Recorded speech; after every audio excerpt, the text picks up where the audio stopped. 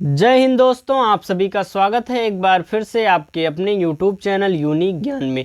आज हम BA fourth semester का चैप्टर 11 देखेंगे जिसका नाम है अनुवाद मूल्यांकन। इसके सभी पहले के चैप्टर्स आपको देखने हो तो आप प्लेलिस्ट देख सकते हैं BA fourth semester Hindi classes. वहां पर सभी वीडियोस आपको मिल जाएंगी, मॉडल पेपर्स मिल जाएंगे और मोस्ट इम्पॉर्टेंट क्वेश्चन की सीरीज भी मिल जाएगी। तो अगर आप चैनल पर नए हैं तो चैनल सब्सक्राइब कर लीजिए। नोट्स प्राप्त करना हो डिस्क्रिप्शन बॉक्स में आपको टेलीग्राम चैनल का लिंक मिल जाएगा जहां पर आपको सभी क्लासेस की नोट्स प्राप्त होती हैं। टेलीग्राम चैनल ज्वाइन कीजिए। तो चलिए देखते हैं अनुवाद मूल्यांकन क्या होता है। सर्वप्रथम हम देखेंगे अनुवाद मूल्यांकन का आखिर अर्थ क्या होता है।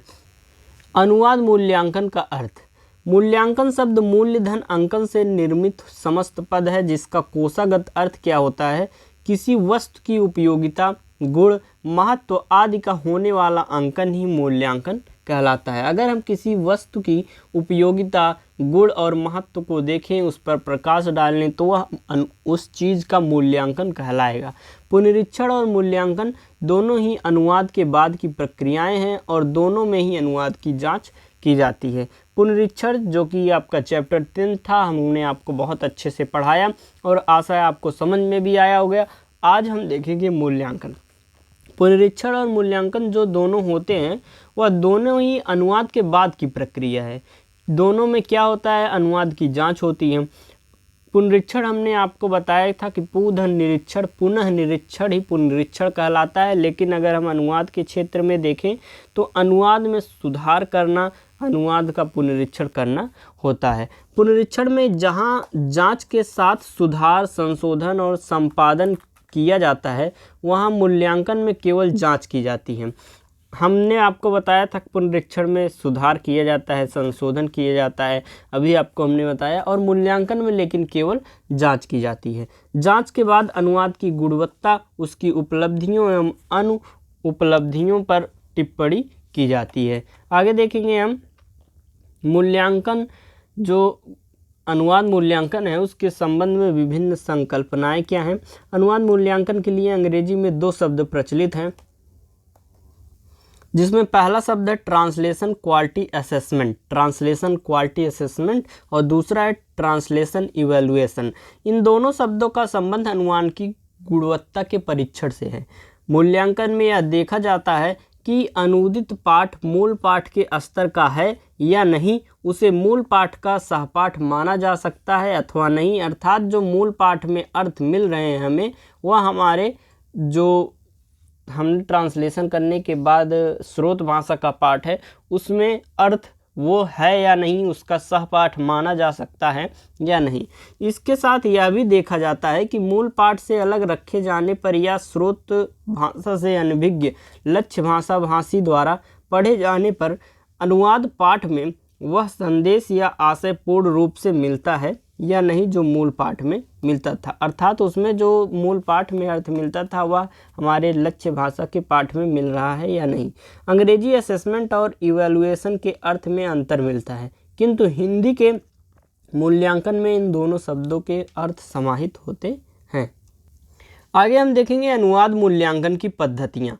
मूल्यांकन के संदर्भ में अनेक पद्धतियों का विकास हुआ है। इसका मुख्य कारण था कि अनुदित पाठ को विभिन्न प्रक्रियाओं से गुजार कर उसके गुणात्मक एवं उपलब्धिपरक पहलुओं का परीक्षण।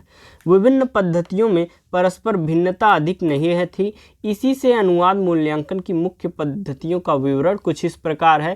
पहला पद्धति क्या है, पुनर्अनुवाद आधारित मूल्यांकन। पहला क्या है, पुनर्अनुवाद आधारित मूल्यांकन। पुनर्अनुवाद आधारित मूल्यांकन पद्धति के अंतर्गत किसी मूल पाठ के अनुवाद का स्रोत भाषा में पुनः अनुवाद किया जाता है। जैसे एक बार अनुवाद हो गया, किसी ने किया है अनुवाद अंतर्गत उसके, फिर दोबारा मूल पाठ के अनुवाद का स्रोत पाठ में अनुवाद किया जाता है और यही पुनर्अनुवाद की एक पद्धति है। इसमें अनुवादक और पुनर्अनुवादक अलग अलग व्यक्ति होते हैं। एक ही व्यक्ति अगर करेगा तो समानताएं पाई जाएगी, वह अपनी गलती नहीं, जैसे पहली बार किया रहेगा वही से दोबारा भी करेगा। लेकिन 2 व्यक्तियां जब अलग अलग करेंगे, दोनों में अलग अलग चीज़ें देखने को मिलेंगी। उनमें जो गलती रहेगी उनसे सुधार की जाएगी, उनसे जो गलती होगी उनसे सुधार की जाएगी। पुनर्अनुवादित पाठ की तुलना मूल पाठ से की जाती है।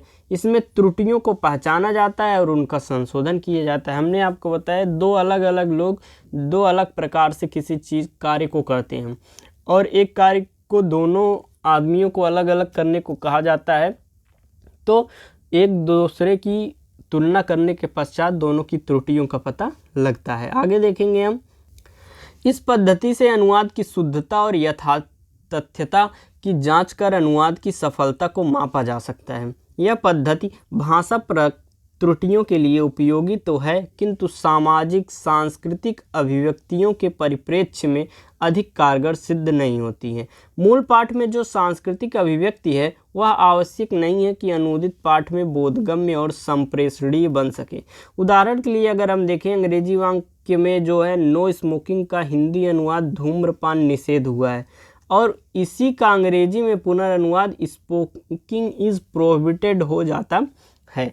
अगर हम देखें नो स्मोकिंग का हिंदी अनुवाद क्या हो जाता है, धूम्रपान निषेध। अगर हम इसका फिर से हिंदी में अनुवाद करें तो इंग्लिश में अनुवाद करें तो इसका क्या हो जाएगा, स्मोकिंग इज़ प्रोहिबिटेड। तो आपको दो अलग अलग चीज़ें देखने को मिली। इसी प्रकार हिंदी वाक्य के अंदर आना मना है का अंग्रेजी अनुवाद नो एडमिशन हुआ और इसी का हिंदी में पुनर्अनुवाद प्रवेश वर्जित होता है, तो इससे हमारा उद्देश्य सफल नहीं हो पाता। अगर हम स्रोत भाषा को लक्ष्य भाषा में अनुवाद करें और लक्ष्य भाषा को फिर से स्रोत भाषा में ट्रांसलेट कर दें तो वह सही नहीं होगा, क्योंकि अलग अलग स्थिति में अलग अलग कंडीशन में हर चीज़ का अर्थ एक इंग्लिश में या हिंदी में बदल जाता है, अलग अलग अर्थ निकलते हैं।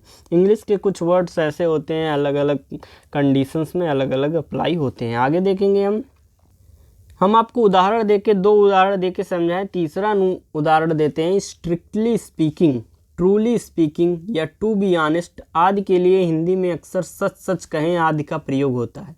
अतः अनुवाद करते समय वाक्य में इनका शाब्दिक अनुवाद उपयुक्त नहीं होगा। दूसरी ओर हिंदी में चरणामृत और पंचामृत शब्द भारतीय संस्कृति और धार्मिक रीति रिवाजों तथा अन्य संस्कारों से अपरिचित यूरोपीय समाज के लिए अपरिचित है तथा इसका जो अनुवादक सटीक अर्थ नहीं दे पाएगा। अगर हम चरणामृत और पंचामृत का अनुवाद करवाएं किसी से, यूरोपीय समाज के व्यक्ति से, तो वह अनुवाद सटीक अर्थ नहीं दे पाएगा। इस प्रकार आप देखते हैं कि पुनर्अनुवाद आधारित मूल्यांकन पद्धति पूर्णतः सफल मूल्यांकन पद्धति सिद्ध नहीं हो पाता है। ये आपको हमने एग्जाम्पल से समझा दिया।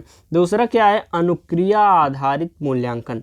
20वीं शताब्दी के छठे दशक तक पहुँचते पहुँचते पाठ प्रकार्य को मूल्यांकन का सबसे महत्वपूर्ण आधार माना जाने लगा और इसके केंद्र में थी पाठक की अनुक्रिया। फास्टर, नायडा और टेबन ने इन्हीं आधारों को अनुवाद मूल्यांकन के लिए आवश्यक माना। इस संकल्पना की मूल धारणा यह थी कि जिस प्रकार मूल पाठ अपने वास्तविक संदर्भ के पाठकों पर प्रभाव छोड़ता है, अनुदित पाठ अपनी भाषा के संदर्भ में वैसा ही प्रभाव अपने पाठकों पर डाले। यह तो एक सामान्य सा विशेषता है अनुवाद का कि जो हमारी मूल पाठ में अर्थ और विशेषताएं दिख रही हों वही हमारे जो हमारा स्रोत भाषा के बाद लक्ष्य भाषा में परिवर्तित हो उसमें भी दिखनी चाहिए। सैद्धांतिक दृष्टि से यह धारणा काफ़ी तर्कसंगत प्रतीत होती है, किंतु व्यवहार में यह उतनी सफल और दुस्साध्य साबित होती है। पहले तो किसी भी पाठक अथवा पाठक वर्ग की अनुक्रिया को मापने का कोई निश्चित साधन नहीं है, क्योंकि अनुवाद की अनुक्रिया प्रत्येक भाषा भाषी की समसामयिक सामाजिक सांस्कृतिक एवं राजनीतिक परिस्थितियों पर निर्भर करती है। भाषाई दृष्टि से अनुवादक समतुल्यता पर सही चयन करने में तो सफल हो सकता है।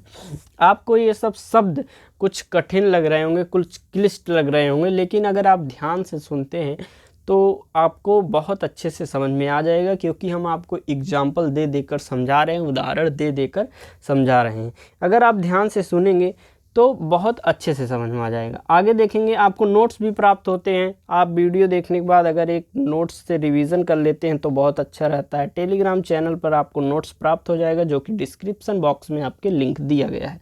आगे देखेंगे हम, अगला टॉपिक हमारा है अनुवाद मूल्यांकन के आधार। पिछले पाठ्यक्रमों के अध्ययन से आपने यह अनुभव किया होगा कि अनुवाद अध्ययन का मुद्दा एक बड़ा ही जटिल, विवादास्पद तथा संवेदनशील मुद्दा है। अभी तक किसी ऐसे सुनिश्चित एवं सुस्पष्ट आधार की खोज अंतिम रूप से नहीं हो पाई है जिसके प्रयोग से असंदिग्ध विभ्रांत रूप से किसी अनुवाद का मूल्यांकन किया जा सके। यथार्थ कुछ विद्वानों द्वारा वर्णित आधार यहाँ प्रस्तुत किए जाते हैं। नायडा और टेबर ने अनुवाद मूल्यांकन के 3 आधार बताए हुए हैं। नायडा और टेबर ने अनुवाद मूल्यांकन के कौन से 3 भेद बताए हुए, 3 आधार बताए हुए हैं। पहला है संदेश का सहज संप्रेषण, और दूसरा है पठनीयता द्वारा बोधन, और तीसरा है अनुवाद की पर्याप्तता से पाठक की अभिरुचि। ये 3 आधार अनुवाद मूल्यांकन के नायडा और टेबर ने बनाए हैं। कौन कौन से? संदेश का सहज संप्रेषण, और दूसरा है पठनीयता द्वारा बोधन, और तीसरा है अनुवाद की पर्याप्तता से पाठक की अभिरुचि। ये आधार अच्छे अनुवाद की बात तो करते हैं किंतु मूल्यांकन द्वारा अच्छे बुरे अनुवाद में स्पष्ट भेद नहीं कर पाते, क्योंकि इन आधारों में वैज्ञानिकता, वस्तुनिष्ठता नहीं मिलती। इसके बाद दोनों विद्वानों ने अनुवाद मूल्यांकन के निम्नलिखित आधार प्रस्तावित किए जो अनुक्रिया संबंधी प्रभाव को मापने के लिए प्रायोगिक प्रतीत होते हैं, जो कि इस प्रकार हैं। पहला क्या है? क्लोज परीक्षण। दूसरा क्या है? बोधन परीक्षण। तीसरा क्या है? सस्वर पठन, और चौथा है उन्नतम अनुवाद से तुलना।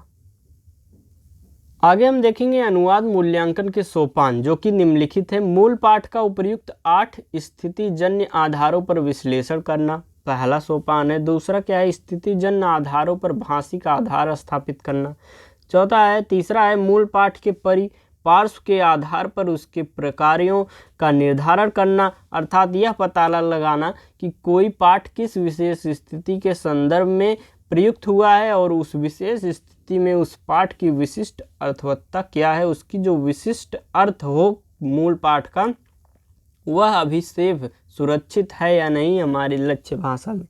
मूल पाठ के तार्किक और अंतर्वैयक्तिक प्रकारों को स्थापित करना। अगला है मूल पाठ के समान अनुदित पाठ का भी विश्लेषण करना और मूल पाठ के साथ उसकी उन्हीं आधारों पर तुलना करना। इसके बाद है दोनों पाठों में जो स्थितिजन्य आधारों के अंतर हैं उन्हें परोक्ष दोष मानना। अगला है इनसे इतर प्रत्यक्ष दोषों का निर्धारण करना। इसके बाद हम देखेंगे इस प्रकार जब अनुवाद का मूल्यांकन करते हैं तो वह भावनात्मक, एकपक्षीय और तदर्थ मूल्यांकन होगा और ना ही मूल पाठ से कटा हुआ अनुक्रिया पर आधारित आंशिक मूल्यांकन होगा। अनुदित कृति का इस प्रकार किया गया है कि मूल्यांकन मूल और अनुवाद की सर्वांगीण समतुल्यता को विशिष्ट प्रतिमानों के आधार पर प्रमाणीकृत करेगा और अनुवाद पाए जाने वाले विभिन्न दोषों का कारण ढूंढने में भी सहायक होगा। अनुवाद मूल्यांकन का कार्य इस प्रकार एकल न होकर बहुआयामी हो जाता है। अगर हम अनुवाद मूल्यांकन का इस प्रकार से इन आधारों पर, इन सोपानों के आधार पर अनुवाद का मूल्यांकन करें तो हमें यह प्रतीत हो जाता है कि अनुवाद का मूल्यांकन जो है वह एकल नहीं है, वह बहुआयामी है। अनुवाद मूल्यांकन के मुख्य आयाम। अनुवाद मूल्यांकन हेतु अनेक वैज्ञानिक मनोवैज्ञानिक परीक्षाओं में अनुवाद का सुयोग्य G.A. मिलर तथा V.J. सेटर आदि विद्वानों द्वारा मूल्यांकन सांख्यिकी सूचकों द्वारा आदर्श अनुवाद से तुलना तथा अनुदित पाठ के पाठकों की राय भी महत्वपूर्ण मानी गई है। इसके अतिरिक्त अनुवाद में अन्य व्यवहारिक पक्षों को भी जैसे J.B. कैरोल अनेक विद्वानों ने महत्वपूर्ण माना है ताकि अनुवाद अपने मूल उद्देश्य की पूर्ति कर सके। अनुवाद मूल्यांकन की दृष्टि से अच्छे अनुवाद के 4 गुणों का होना अनिवार्य होता है। अच्छे अनुवाद होने का क्या 4 गुण अनिवार्य है? मूल निष्ठता, पठनीयता, बोधगम्यता और प्रयोजन सिद्धि। पहला हमने आपको क्या बताया? मूल निष्ठता। अनुदित पाठ में उन सभी सूचना तत्वों का आना आवश्यक है जो मूल पाठ में अभिप्रेत हैं, अर्थात जो भी अर्थ, जो भी भाव हमारे मूल पाठ में दिख रहा हो, हमें लग रहा हो उसके भाव स्पष्ट हो रहे हों, वह हमारे स्रोत भाषा में आने चाहिए, अर्थात मूल का जो अर्थ है उसकी निष्ठता हमारे स्रोत भाषा के अर्थ में दिखना चाहिए। यही मूल निष्ठता है। मूल पाठ के कथ्य या विषय वस्तु का अंतरण करते हुए उसकी विधि या शैली को भी ध्यान में रखना आवश्यक होता है। प्रयुक्ति के क्षेत्र में प्रशासन विधि विज्ञान की अपनी शब्दावली शैली और मुहावरा होता है, अतः उसी के अनुरूप अंतरण की अपेक्षा रहती है। शब्द या वाक्य का प्रोक्ति के स्तर पर यदि मूल पाठ को पृष्ठभूमि में रखा जाता है तो सफल अनुवाद की संभावना अधिक रहती है। अगला हमारा क्या गुण है? अगला है पठनीयता। पठनीयता की सबसे बड़ी कसौटी यह है कि अनुवाद न लगे, मूल लेखन जैसा प्रतीत हो। अच्छे अनुवाद की सबसे बड़ी पहचान है। जैसे अगर हम इंग्लिश के किसी नॉवेल को हिंदी में अगर ट्रांसलेट करते हैं तो ऐसा ना लगे कि उसे ट्रांसलेट करके बनाया गया है, ऐसा लगे कि उसे हिंदी में ही लिखा गया है। उसकी पठनीयता सबसे बड़ी पहचान होती है अच्छे अनुवाद की। पठनीयता का संबंध अभिव्यक्ति से है। एक कथ्य को अभिव्यक्त करने के लिए अनुवादक के पास कई विकल्प हो सकते हैं, किंतु अनुवादक की सृजनात्मक शक्ति मूल पाठ की सीमाओं से बधी है क्योंकि जो उसमें अर्थ हो वही अर्थ आने चाहिए। इन सीमाओं से बधा होता है जो कौन होता है? अनुवादक। इसलिए वह अपनी शिक्षा, अभिरुचि और ज्ञान के कारण उनमें से किसी एक विकल्प को चुनेगा। यहाँ ध्यान देने की बात यह है कि उसने जिस विकल्प का चयन किया है उसका सामान्यतः लक्ष्य भाषा का विकल्प होना आवश्यक है, अन्यथा वह बोधगम्य नहीं होगा। हालांकि यह स्थिति कठिन है। यदि यह अनुवाद स्वाभाविक हो जाता है तो उसमें काफ़ी मात्रा में बोधगम्यता और संप्रेषणीयता होती है। आगे देखेंगे अगला हमारा क्या गुण है। चौथा गुण है चौथा गुण है बोधगम्यता। पठनीयता और बोधगम्यता एक दूसरे से जुड़े आयाम हैं। पठनीयता का संबंध जहां अभिव्यक्त से है वहीं बोधगम्यता का जो है संदेश से है। जैसे कि पठनीयता में अभिव्यक्ति प्रदर्शित होनी चाहिए तो उसी प्रकार बोधगम्यता में उसमें जो मूल पाठ में संदेश हो वह लक्ष्य भाषा में हमारा संदेश स्पष्ट होना चाहिए। यदि अनुवाद पठनीय होगा तो उसमें सहजता एवं स्वाभाविकता होने के साथ साथ बोधगम्यता और संप्रेषणीयता भी होगी। यह तीसरा गुण था, क्या था? बोधगम्यता, हमने आपको बताया। और चौथा क्या है? प्रयोजन सिद्धि। यह तो आपने अनुवाद संबंधी चर्चा में अब तक जान लिया होगा कि अनुवाद कार्य एक स्वदेशी व्यापार है, अतः अनुवादक ने जिस प्रयोजन के लिए अनुवाद कार्य किया अगर वह उसमें सफल हो जाता है तो अनुवाद भी सफल हो जाता है। लक्ष्य भाषा का पाठक अगर मूल संदेश की भली भांति समझ और आत्मसात कर लेता है तो उसका जो अभिप्राय यह है कि उसका प्रयोजन भी सिद्ध समझा जाएगा। अगर जो मूल पाठ में बात है, संदेश है, भाव है, विचार है, वह अगर पाठक जो है वह समझ लेता है अनुवाद के पश्चात भी, तो इस अनुवाद को सफल माना जाएगा, इस प्रयोजन को सफल माना जाएगा।